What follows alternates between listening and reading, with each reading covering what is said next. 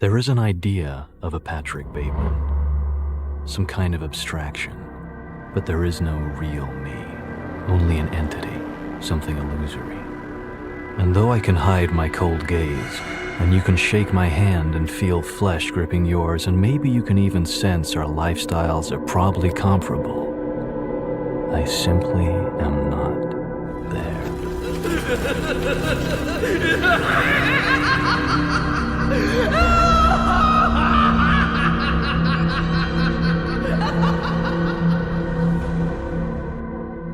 Yo, mental health is being talked about more than ever in recent years, and that's reflected in the way that we consume media. In no other time have people been this conscious of the mental health of real people and that of fictional characters. And with that, a new light has been shown on all kinds of mental illness. The average person understands things like depression so much more now. And according to TikTok, they all have DID, or autism, or ADHD. And that goes for BPD, DPD, HPD, STDs, anything besides ASPD. For the past century, ASPD has been on the worst PR run of all time. Books, movies, anime, everything we consume about psychopaths and sociopaths has made them synonymous with evil. When people hear the term psychopath, they think of a bloodthirsty, remorseless killer, or even worse, a politician. But not many people talk about what psychopathy actually is. Antisocial personality disorder is characterized by a disregard for the well-being of others and oneself. You probably knew that. But the problem is, that's probably all you know. But in anime and manga, there are a few characters that show that not every sociopath is the fucking Joker, and it affects them just as much as it affects the people around them. So much of the conversation around ASPD, even in academics, focuses on their actions and behaviors, external stuff. You know, stuff like they don't follow the law or they lie frequently, but never what drives them internally, why they do what they do. And that's what makes anime so special. Because of the frequent internal monologues and backstories, we get to look inside the minds of these people in a way that society at large has not allowed for anywhere else. But what is a psychopath? Like I said, it's very complicated and every person with ASPD is different, but if there's any character that lives up to that psychopath stereotype, it's Sato from Ajin. Real name Samuel T. Owen. Yes, I was shocked too, that white ass name. Sato is an American war veteran who spent time in Vietnam, and for anyone who knows even a tad bit about American history, that fact should worry you for many reasons. During his time in Nam, Sato was a part of special forces and an elite, indispensable soldier,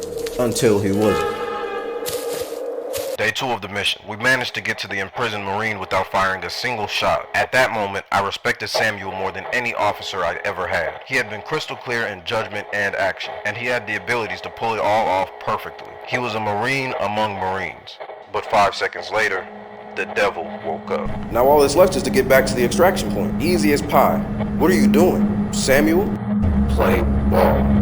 It was the first time I'd seen an expression on his face. Sato opened fire, alerting all the enemies nearby. 5 versus 100. And the thing about it is, Sato had the biggest smile on his face the entire time. People with ASPD tend to love this kind of thrill-seeking. Life for them is boring and monotonous since their emotional range is so shallow. Doing impulsive, irresponsible things like this can feel euphoric for someone seeking a jolt of emotion and excitement, regardless of the consequences. Sato's little stunt resulted in him losing a leg, one member of the team being critically injured, and another one dying. I don't really think he felt bad for that, aside from the fact he couldn't play his little game anymore. But it does go to show how these thrill-seeking behaviors can lead to one's own destruction. All that gambling with your own life, it can only lead to one place. And you could argue Kanki from Kingdom had a very similar downfall. One of the most interesting things about Kingdom as a series is how each general's own personality reflects in how they engage in battle. And Kanki's personality is steeped in this risk-taking behavior I've been talking about. Unlike most generals that set themselves up in the back of their army and send out orders, Kanki will disappear in the middle of a fight, steal some of the enemy's armor, sneak into their ranks, and kill the enemy commander himself in the most painful way possible. And I think he does it partially because that's the only thing that makes him feel something other than endless rage. And risk-taking is something Kanki engages in his everyday life. I'm not even going to talk about his sexual promiscuity, but that is another common behavior of people with ASPD. But even in conversation, it's like he's always trying to provoke whoever he's speaking to, even if it's the king himself. When Kanki's battle with a certain general results in the death of one of his closest comrades, Kanki took it upon himself to get revenge. Once they had won the battle and the enemy had surrendered, Kanki proceeded to behead all 100,000 prisoners on the spot. Even in the Warring States period, something like this is 1,000,000% a war crime. One bad enough to force the king himself to take to the battlefield. Not by himself, obviously, he had his own personal army with him. The king is there fully prepared to execute Kanki, and he knows that. What would a normal person feel in this situation? reaction. Probably fear of whatever punishment they might get or guilt for what they've done. I know what they wouldn't do: kick their feet up right in the king's face. That's something that could easily result in you losing your head, and not just you, but your entire army. But Kanki, like many sociopaths, has no sense of self-preservation. Instead of cowering in fear and apologizing, Kanki antagonizes the king, accusing him of being even more bloodthirsty than him. I'm telling you, bro, actual balls of steel. Just like Sato, it seems like Kanki does things on a whim, whether it be for the thrill or to satiate some deep rage within him. He does what he wants, and he doesn't feel bad for it. He doesn't regret. It's kind of admirable in that way. That's why Kanki is by far my favorite character in Kingdom. He just has this kind of addictive nature to him, not just with the fans, but within the story itself. People just gravitate towards Kanki, even when they don't want to. Even his closest allies know almost nothing about him, yet they're fiercely loyal and happily follow Kanki into all of his risky, borderline suicidal missions. This kind of charismatic ability to draw people to them is consistent with a lot of sociopathic, psychopathic characters, but especially Johan Liebert and Griffith. He don't got a last name.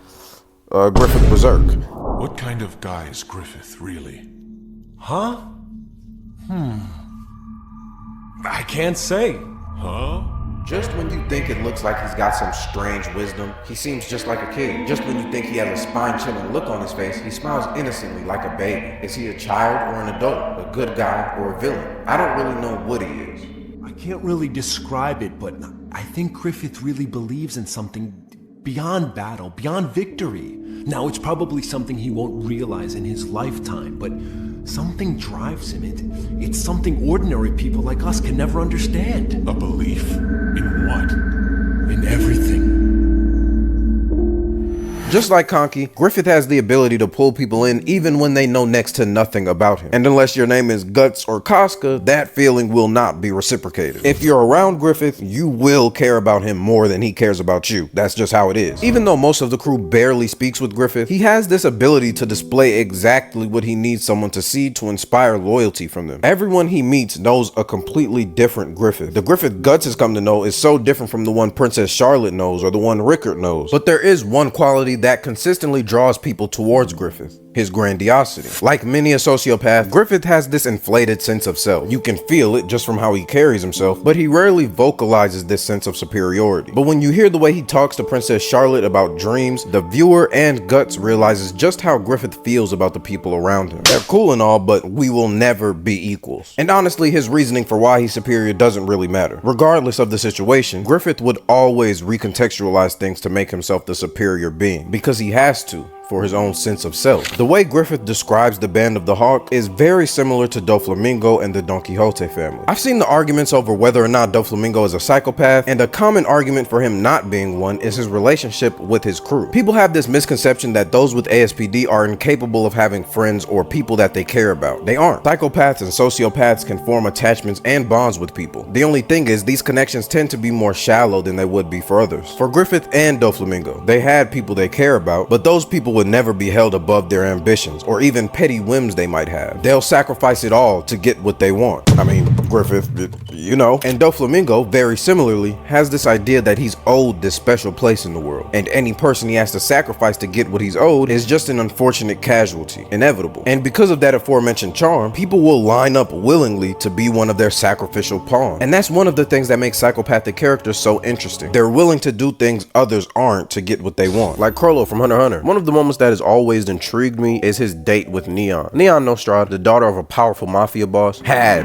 a strange power: the ability to tell fortunes, an ability Chrollo wanted for himself. And this is what I mean when I say they will go to lengths no one else would, lying to the point where he's almost creating an entire fake persona to lower her guard and steal her ability. So many sociopaths have this compulsion to fabricate their personality to get what they want. It's so deeply ingrained in their mind they don't even think about it. And with characters like Chrollo and Johan, you see how it destroys their sense of self to the point they don't even know who they are in reality, even though their deception is more intentional. But certain characters like Eren Yeager represent this more compulsive manipulation. From the time Eren is young, he has the clear signs of a young potential sociopath. Now, it's impossible for a child to be diagnosed with ASPD due to the fact that their personality is so underdeveloped, but so many of its traits and its development can be tied back to childhood. I've used the term sociopath and psychopath interchangeably so far, but the two are separate, distinct constructs. There are a few key differences between the two, to, but the main one is found in the childhood of these people. Throughout the story of Ajin, there's a certain amount of mystery surrounding Sato's origin. How could a person become this devoid of emotion?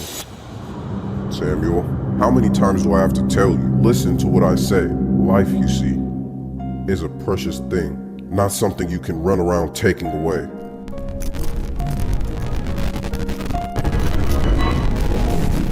I'm sorry for hitting you. I love you, Samuel.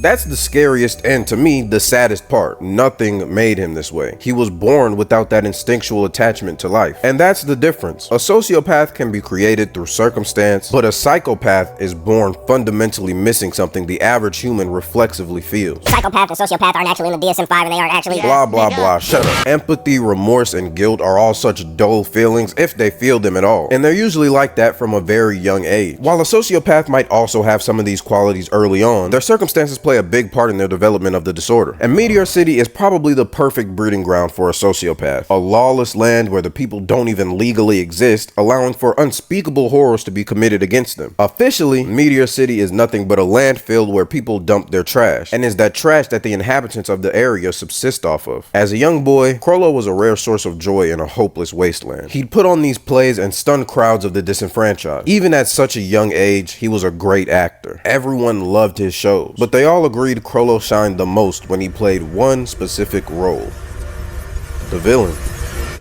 Many sociopaths are raised in violent, impoverished areas. In an environment like that, sociopathy becomes a means of survival. Things like remorse and fear become more of a hindrance than an asset. Very similarly, Kanki also grew up as an orphan. Well, we don't really know that for sure. Nobody knows anything about Kanki before like age 13, but considering how good he was at fighting as a literal middle schooler, I'm gonna assume he'd been in the streets for a while. But from what we see of young Kanki, his environment was just as ruthless as Chrollo's. Kanki's group was solely consisting of children, meaning other bandit groups could easily take advantage of them, at least until Kanki showed up. Even at a young age, Kanki had that impulsive nature sociopaths are known for. So when those bandits attempt to violate one of his own, he handles them all himself. I know, hooray, f them. But that action had consequences that affected the entire group. They had to move away from the spot they called home, go on the run. Their lives became that much more dangerous. Eventually, Kanki handled the bandits too, cause you know, he's a genius and all. But it's obvious that by this point, Kanki already had no fear of death. And his life philosophy was already do whatever I want and deal with the consequences later. And because of Kanki's intelligence and charisma, he's able to convince this group to become torturing murderers. He just created a whole clan of Kankis. I'm sure it's obvious how people in these circumstances can develop ASPD, but every sociopath is not born in a war-torn country.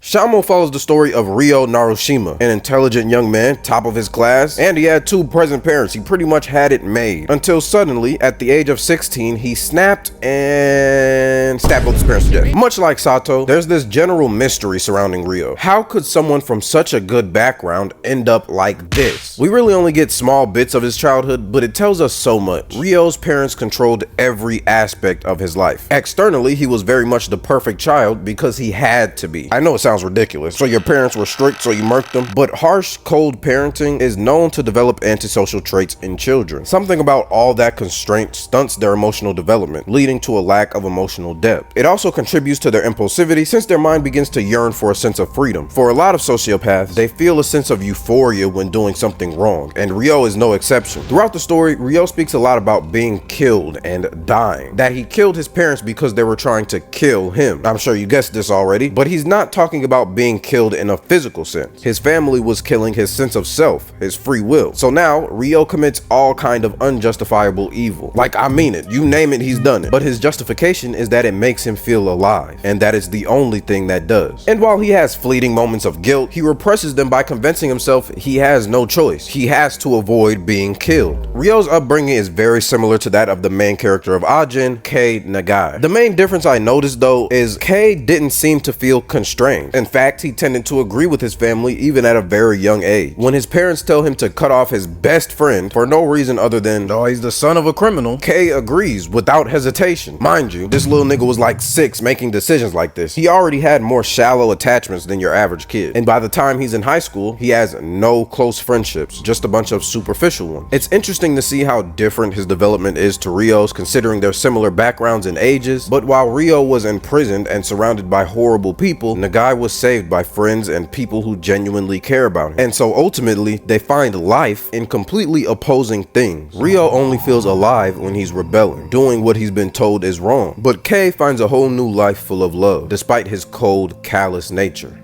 I say all of this to say, oftentimes in media, people with ASPD are shown as unfeeling monsters that cannot be reasoned with. But that doesn't have to be the case. With the right help, they can find joy in life as well. Issei from Kingdom and Suzuya from Tokyo Ghoul are the kinds of characters that break that stereotype. At the beginning of Tokyo Ghoul, I'm not gonna lie, Suzuya was fucking terrifying. He didn't shy away from dissecting and bisecting people. In fact, he took joy in it. Being raised by ghouls as a torture slave tends to mess people up. I fully expected Suzuya to be a full-on villain that exemplifies human hatred or something like that, but he ended up being so much more because he was surrounded by people who didn't give up on him, specifically his mentor figure Shinohara. Even despite Suzuya's distasteful personality, Shinohara still showed him camaraderie and compassion, and even though Suzuya couldn't understand these feelings, they still left an impression on him. That's why having just a single figure like that in their life makes all the difference. Issei, aka the future first emperor of China, had a similarly rough childhood. Because of a bunch of politics and bad parenting, Sei ends up living in an enemy nation for the first 10 or so years of his life. And when I say enemy nation, I mean mortal enemy. Despite being a member of a royal family, Sei spent his entire childhood in poverty and hated by everyone around him. The citizens would regularly gang up on him and beat him unconscious. As is the pattern in this video, that upbringing made Sei a cold motherfucker.